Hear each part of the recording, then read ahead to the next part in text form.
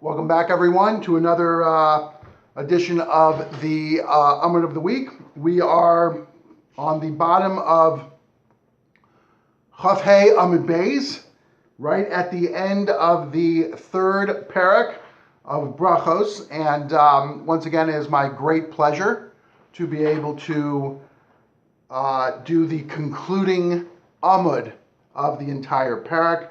I believe that it's a well-known concept that whoever closes it out, it's as if he really pitched the entire game. So it's my great pleasure to bring you the bottom of Chaf Hey Amud Beis and Chaf Vav as we finish out the third parak of Brachos. Okay, 1, 2, 3, 4, 5 lines from the bottom. Chaf Hey Amud Beis.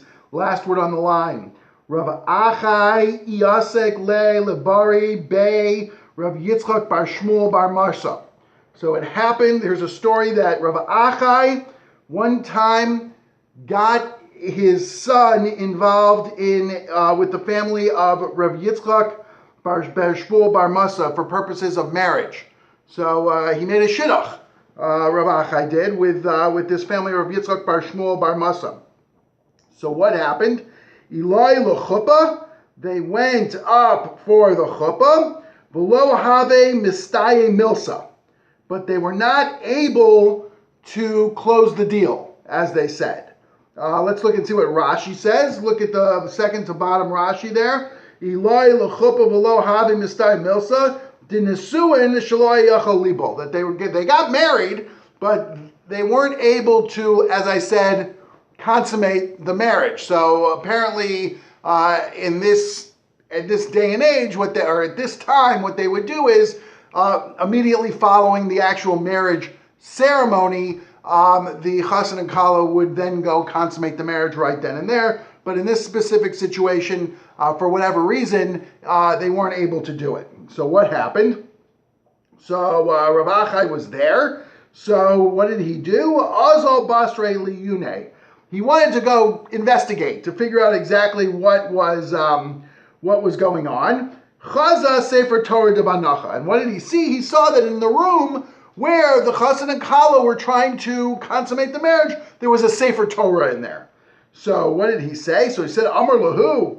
So Rav Achai said, hang on one second, Iko hashto lo asai sakantu lebari, that if I hadn't come along, it would have been a dangerous thing for my son. What does that mean, a dangerous thing? Let's see Rashi. I'm sorry, this is the second to bottom Rashi. Sakantan lebari, kemat sakanasam es beni lamos, that it's possible that my son could have actually died, but onesh ha'avon, for the punishment of this sin, the sin of having marital relations in the same room as a Sefer Torah. So he saw that there was this Sefer Torah there, and that's why they couldn't seal the deal. They couldn't close the deal.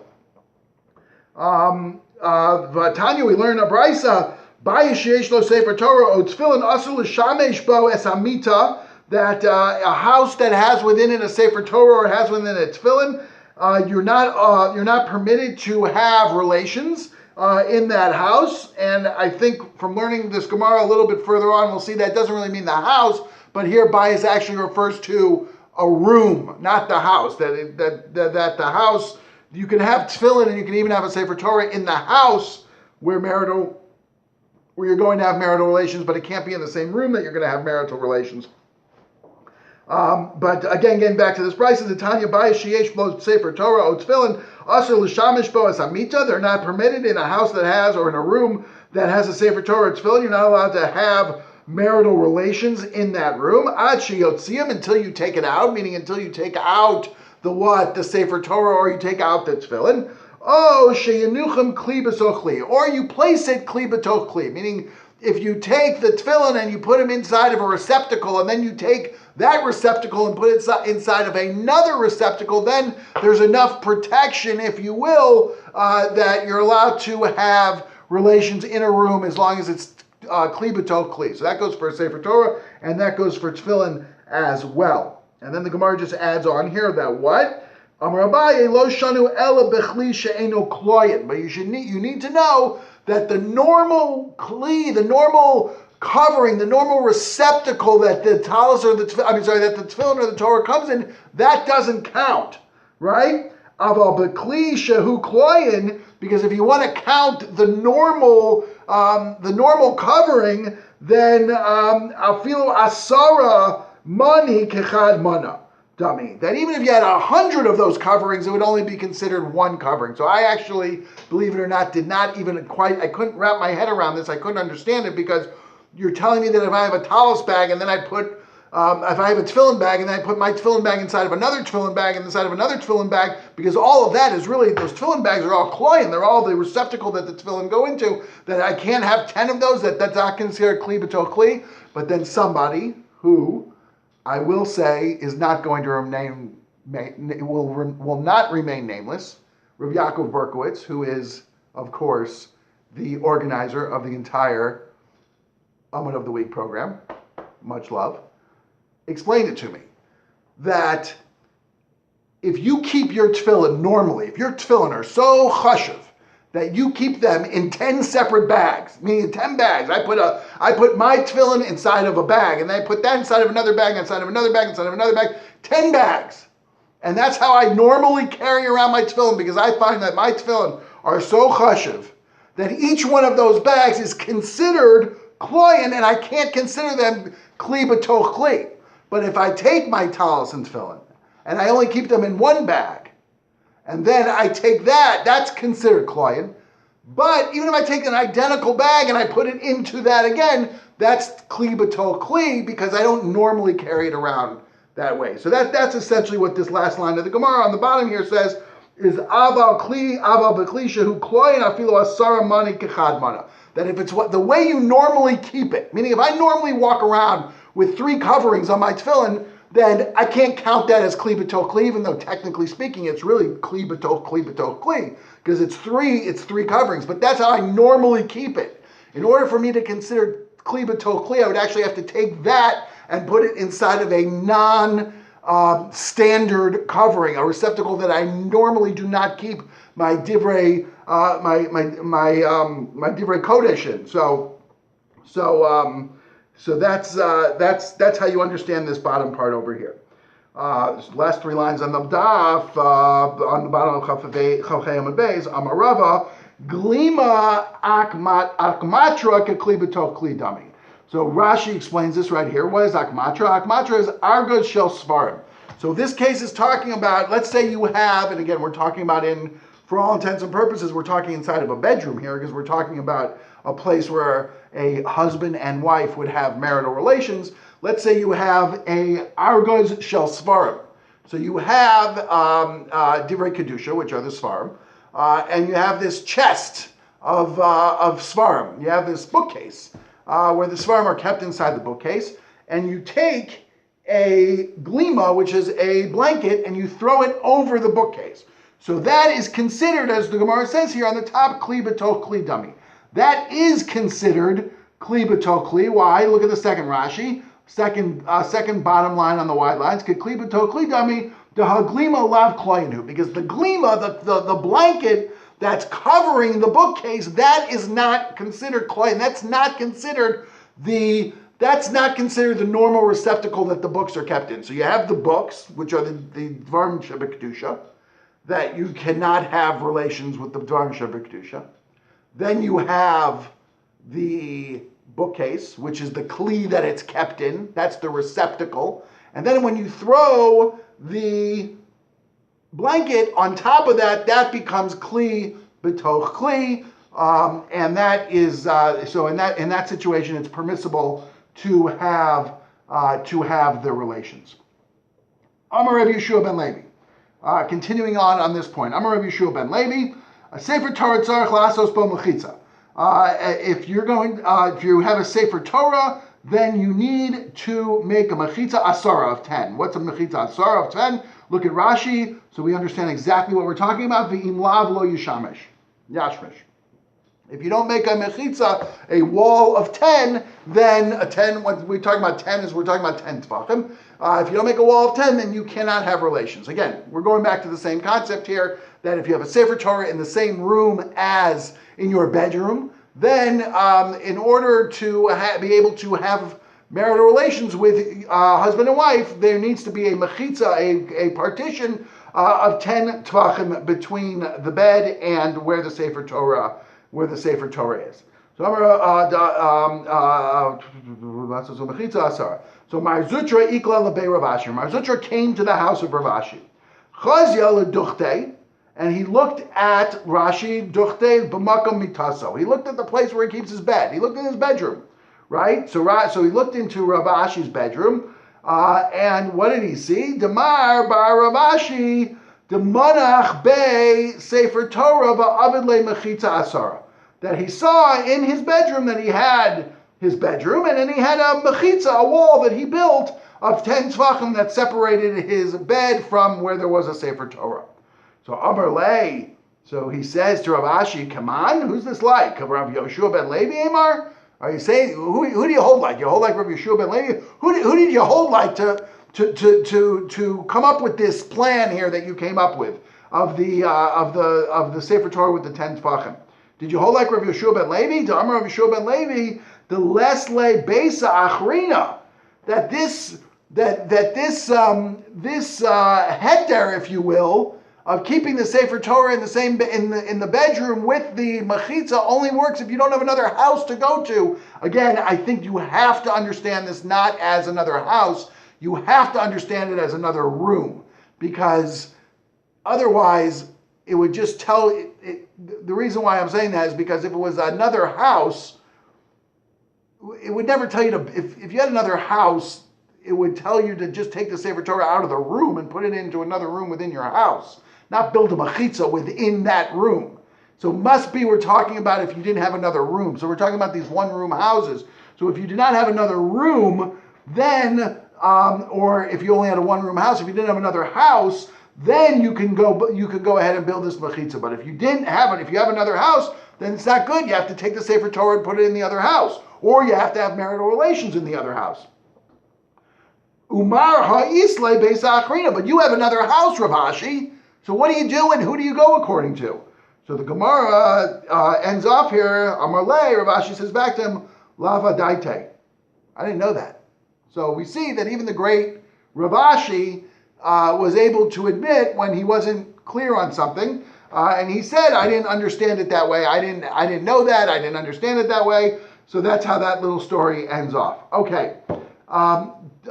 Next little piece of Gemara, taking us back to the last few words of the Mishnah that is way back on where? On Chaf. Where is that last Mishnah? On Chaf. Where is the last Mishnah? The last Mishnah is on Chaf.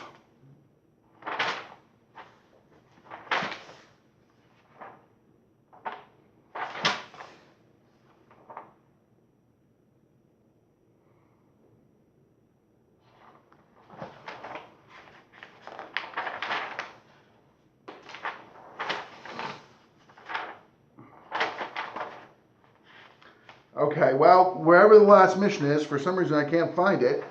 The last Mishnah, which is on Chaf Beis Amud Beis, on the bottom of Chaf Beis Amud Beis. So the last Mishnah, the last few words of the Mishnah, we're talking about if you're able to daven in the presence of human waste, urine or excrement. And the last line of the Mishnah there says what? V'kama yarchik mehen uminat soa dalad amos. How far do you have to be away from the human waste, from the excrement? How far do you have to be? You have to be 4 amos, dalad amos away. Okay. So now the Gemara is going to talk about this little comment right here. Amar Rava. Amar Rava, Amar Rav Schora, Amar Rav Huna. Rava says in the name of Rav Schora, says in the name of Rav Huna. Lo shanu ela la'achorav. So we only learn this halacha that you have to be 4 amos away from the from the objectionable object if it is behind you, meaning if you can't see it, if you're not facing it. Aval lefanav, but if it's in front of you and you're looking right at it, so then marchik malayenav. You have to be out of sight. It's got to be out of your sight. So you can't, even if you're beyond 4 amos, you can't daven in front of a pile of excrement. V'chein l'tefillah, and this also applies to tefillah. And again, if we go all the way back, we remember from all the way back, tefillah refers to what? Refers to Shmona Esrei. And I think we were talking about on Chafei Amud Beis. I think we were talking about Shema. So Shema is Shema and Tefillah, or are we talking about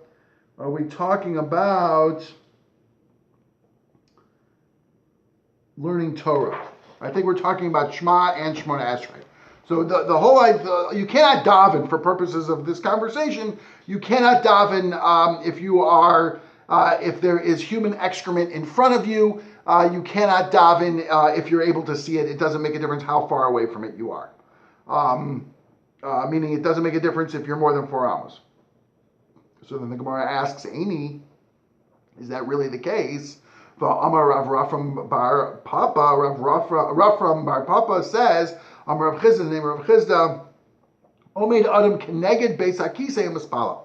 That a man is allowed to stand Keneged Beis HaKisei, next to a bathroom and daven. He's allowed to basically have a bathroom in front of him when he davens.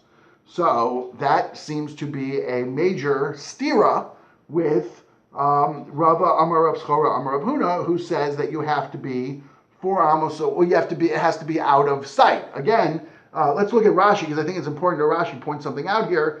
Rashi says, Keneged Beis HaKisei Barachok Arba Amos.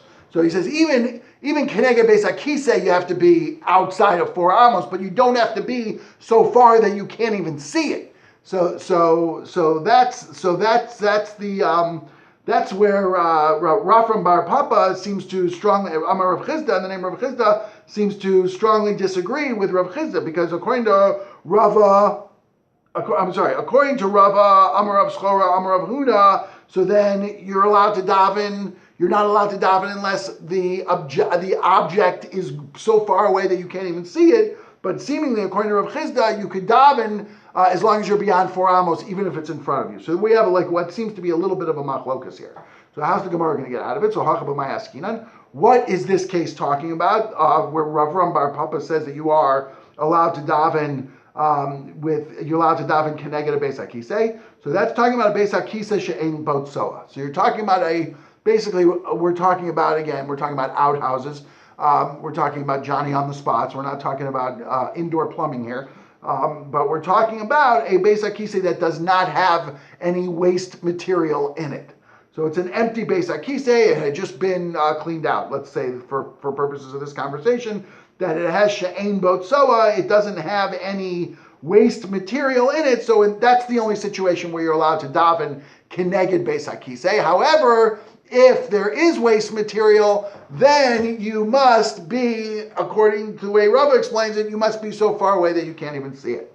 So Aini, so now Gemara is going to even question that. It says, really, is that the case? Amar Rav Yosef Bar Chanina, Rav Yosef Bar Chanina says, Beis HaKisei she'amru, af al pi she'ein bo tsoa, Beis HaMercha she'amru, af al pi she'ein bo adam. So we see that you're not allowed to daven even if it's an empty Beis HaKisei. Or Beis HaMerchatz is a bathhouse. Even if they're empty, there's no one in there. There's no waste material in that bathroom. There are no people in that inappropriately dressed in that bathhouse. You're still not allowed to daven Keneged that. So how does Rava get away with saying that you can daven it? So Ella Hachabamai Askinan. So what are we talking about here? I'm sorry. How does Rav Chizda get away with saying that you can daven Keneged? Not Rava. Rava says that it has to be out of sight, right? Rava Amar Rav Schora Amar Rav Huna says it has to be out of sight. It is Rafram Bar Papa Amar Rav Chizda who says that you could be within 4 amos. So how does Rafram Bar Papa Amar Rav Chizda say that you can do it as long as you're 4 amos away, even if it's in front of you? So Ella Hachabamai Askinan. What's the case that he's talking about? The case he's talking about is Bechadati. That it is a new bathroom. It's new. It's never been used. So if it's never been used, then of course there's no problem, and you are able to daven keneged that Beis HaKisei. So everything works out well because a new bathroom, everyone would agree that you can daven within 4 hours. I'm sorry, you could daven if it's just 4 hours away. However, if you actually have waste material in front of you, then everyone would agree you have to be malay. You have to be so far away that you can't even see it. So then the Gemara is going to even take on that and says, "V'hami ba'ilei l'Ravina," that there was one time a question that was posed to Ravina. Hazminu lebeis hakisei mahu yesh zimun o ein zimun. What happens if you're building a house, or you're building? I guess back in those days you're not building a house, but I guess you could be building a house, and you have an area that you had zimun. You had in your mind that this was going to be the area of the bathroom. Never been used. It's just the area where you said this is going to be the bathroom. So is that count to make it like it's the bathroom for purposes of whether or not you're allowed to daven there or not? Now, why does this become a question? Because it gives rise to the fact that the mere fact that this question was asked to Ravina gives rise to the fact that perhaps if I just designated in my head that this is going to be where the bathroom is, that may be enough to osir me from being able to daven in that area. That in and of itself might be enough. So just because we say that it's chadati, it's new, it's never been used, that shouldn't be strong enough to say, that you're allowed to daven in that area, because we see from the question that was posed to Ravina that possibly, even if it's never been used before, that may be an area that you're not allowed to daven in. So the Gemara answers, zim yesh zimun o ein zimun. So the Gemara says, ki kamibayile l'Ravina l'mekam alel itzluye begave aval kenegdo lo. So he says that we need to get a little clarity here on the question that was asked to Ravina. The question that was asked to Ravina was not whether or not you're allowed to daven in an area that you set in your mind, that you determine in your mind, that you designate in your mind that's going to become a Beis HaKisei. The question is not if you're allowed to daven in the area. The question that was posed to Ravina is, are you allowed to daven in that room? Are you allowed to daven in the actual room that I designate that this will be a bathroom? When I build my house, this is going to be the bathroom. Am I allowed to daven in there? So that's where Ravina had the doubt, the suffix in his mind. Yes, maybe I can daven there. No, maybe I can't daven there. Aval kenegdo, but if you're just next to it, lo. Nobody's going to agree that you are not, no one's going to say that you're not allowed to daven keneged, an area that has never been used as a bathroom, even if it's been designated as a bathroom. And the Gemara just ends off here. It says, Amar Rava, as in Hani Bate Kise Leparsoi, that we're talking here about the bathrooms of the Persian bathrooms. Afagav the Isbahutsoa Kistumendami. That even though they may have excrement, human waste material in the bathroom, Kistumendami. It's like it's closed off. And what does that mean? Let's look at that Rashi, the last Rashi here before the Mishnah. De Parsoi. Bechafira, again, remember, we're not talking about indoor plumbing here. We're talking about outhouses here. So what Bechafira, that it was an area, there are outhouses that had a hole, right, in the ground. Bechafira hayo upiem barachot min haguma, v'hu b'shipua v'haroi misgalgel v'nofel aguma. So what happened here? They had a hole in the ground, but the area where you would actually sit, the hole was angled in a way that the tsoa would galgel, it would roll away and it would go to a different area, to a different chamber, so to speak. So you never had a situation where you had a bathroom that had tsoa, that had the excrement in the bathroom, because it would sort of almost be flushed away, although in times of the Gemara, they didn't have indoor plumbing, but it would roll, the way Rashi says, Mizgalgal, it would roll away, so it would never be in that chamber, it would never be in that room, it would roll to a different chamber. So those were, so that would be a situation where you would have a bathroom where there would not be tsoa in the bathroom because it would have rolled to a different chamber. Okay. Last Mishnah of the Perek. And we are going to sort of go back to something that we learned several blot ago with regard to the Mishnah that talked about what? The Mishnah that talked about the Takanas Ezra about a Balkari. That if you recall, we learned several weeks ago that there was a Takana of Ezra, that someone who's a Balkari, again, who has a seminal emission, a person who has a seminal emission cannot say Divrei Torah until they are metabel, until they immerse themselves in a what? In a mikvah. So we're going sort of calling back. We're gonna recall back to that concept. So the Mishnah here, last Mishnah of the Perek. Zav Shira Keri. What if you are a Zav? Remember, a Zav is like a worse than a Balkari. It's somebody who has multiple seminal emissions that occur over time that are accidental, but so there's some sort of illness, there's something that's going on that's causing this multiple thing to happen. A Balkari is a one-time seminal emission. Zav Shira Keri. So what happens if a Zav becomes a Balkari?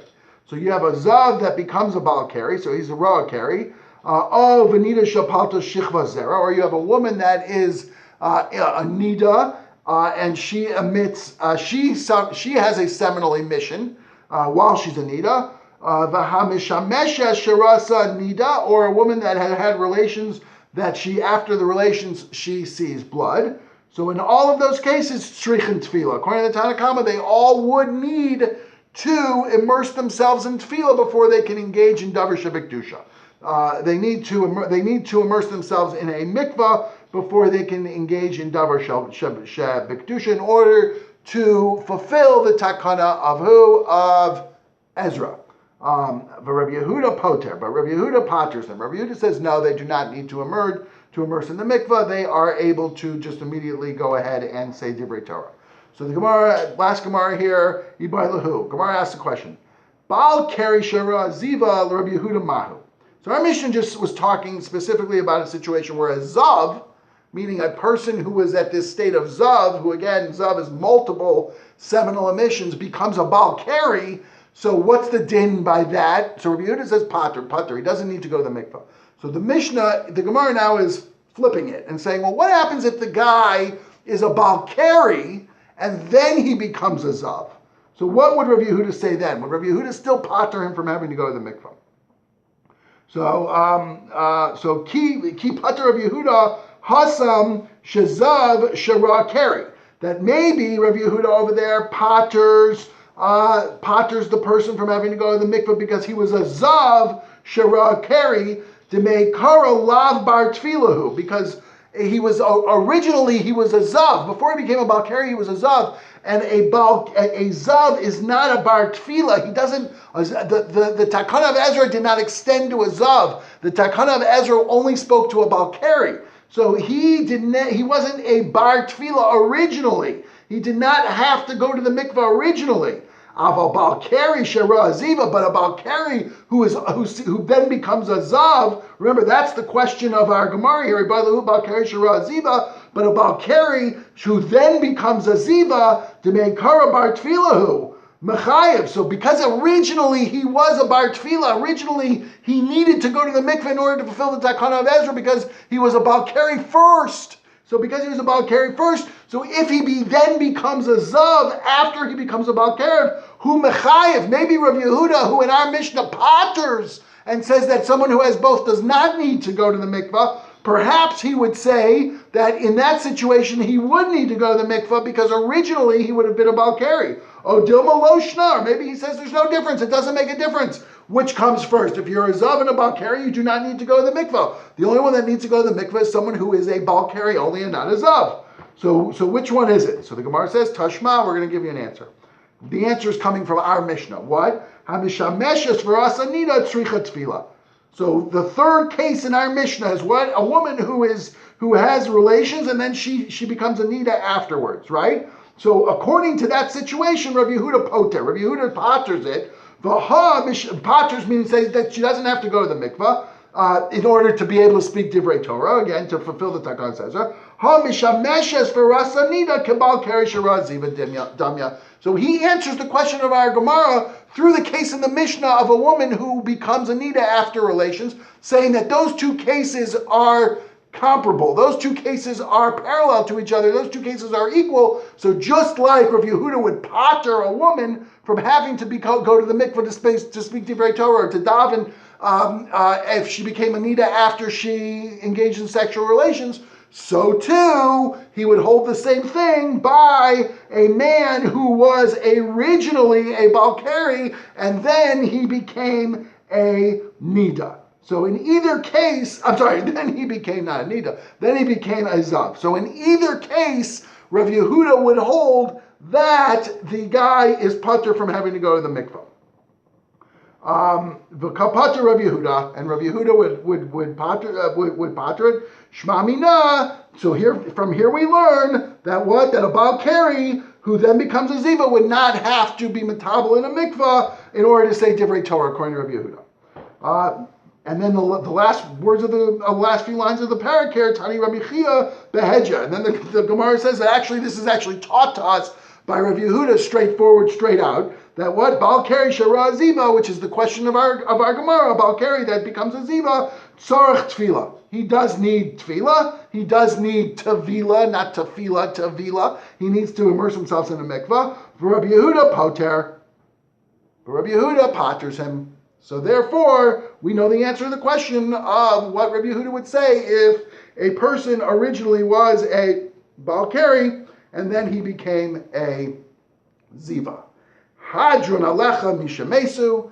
Mazel tov to all those that have finished the third parak of brachos. As we continue to move forward, I wish everyone a Shavua Tov. I wish everyone a good Tvach. If anyone has any questions on this particular Gemara or these particular Gemaras, please feel free to see me. Mazel Tov again, and may we only continue in our quest to finish more and more prakim and more masechtas. And as always, I'm Dan Lefton.